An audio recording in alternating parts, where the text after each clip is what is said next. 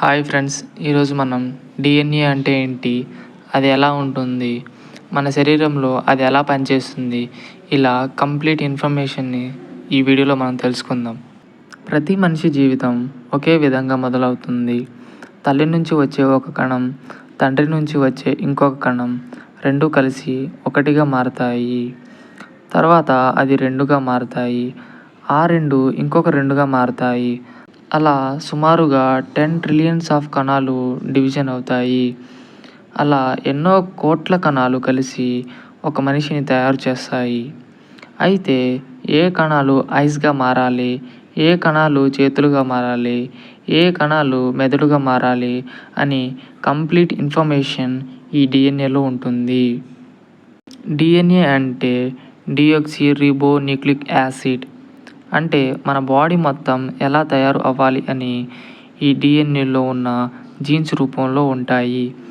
అవే మనం ఏ కలర్లో ఉండాలి, ఏ బ్లడ్ గ్రూప్తో ఉండాలి, ఎంత హైట్ ఉండాలి అని అన్ని జీన్స్ డిఎన్ఏ రూపంలో ఉంటాయి. మీకు తెలుసా, మనిషిలో ఉండే డిఎన్ఏ కన్నా మొక్కజొన్నలో ఉండే డిఎన్ఏనే ఎక్కువ. మన శరీరంలో ప్రతి కణంలోని మధ్య భాగంలో ఈ డిఎన్ఏ ఉంటుంది. అది మెలికలు తిరిగి ఒక నిచ్చెన రూపంలో ఉంటుంది. డిఎన్ఏలో అడెనైన్, థైమైన్, జియోనైన్, సైటోసైన్ అనే 4 మాలిక్యూల్తో తయారు అయి ఉంటుంది. మీకు తెలుసా, ఒక కణంలోని డిఎన్ఏ తీసి స్ట్రైట్గా ఉంచితే అది దాదాపుగా 2 మీటర్ల ఎత్తు ఉంటుంది. అలా మన శరీరంలో ఉన్న 10 ట్రిలియన్స్ కణాలలో నుంచి డిఎన్ఏ తీసి స్ట్రైట్గా ఉంచితే అది మన భూమి నుంచి ప్లూటో వరకు వెళ్ళి మళ్ళీ మన భూమి వరకు వచ్చేంత పొడవుగా ఉంటుంది. వినడానికి ఆశ్చర్యకరంగా ఉండవచ్చు, కానీ ఇది నిజం. మన భూమి మీద ఉన్న ప్రతి మనిషిలో 99.9% డిఎన్ఏ సేమ్గా ఉంటుంది.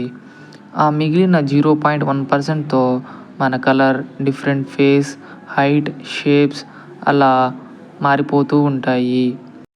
మన పూర్వీకులకు సంబంధించిన జ్ఞాపకాలు, సమాచారాలు అంతా మన డిఎన్ఏలో ఉంటుందంట. అలా అని శాస్త్రవేత్తలు చెప్తున్నారు. 14 తరాలకు సంబంధించిన మన పూర్వీకుల ప్రభావం మన మీద ఉంటుందంట. అందుకే పిల్లలకు వాళ్ళ ముత్తాత, తాతయ్య వాళ్ళ పోలికలు వస్తూ ఉంటాయి. అలానే కొన్ని వ్యాధులు కూడా వంశపరంగా వస్తూ ఉంటాయి. 1 గ్రాము డిఎన్ఏలో సుమారుగా 15 పెటాబైట్స్ డేటాను స్టోర్ చేయొచ్చు అంట. అంటే 20,50,00,000 జీబీ అన్నమాట.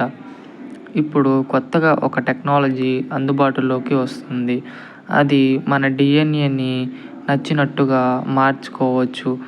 ఈ ప్రాసెస్నే క్రిస్పర్ అంటారు. కొన్ని ఫ్యామిలీస్లో వంశపరంగా కొన్ని వ్యాధులు వస్తూ ఉంటాయి. వాటిని రాకుండా మన డిఎన్ఏలో ఆ భాగం తీసేయవచ్చు.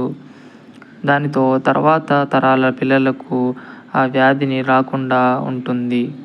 అంతేకాదు, తండ్రి బలంగా ఉన్నాడు అనుకుందాం, తల్లి చాలా తెలివి అయినది అనుకుందాం.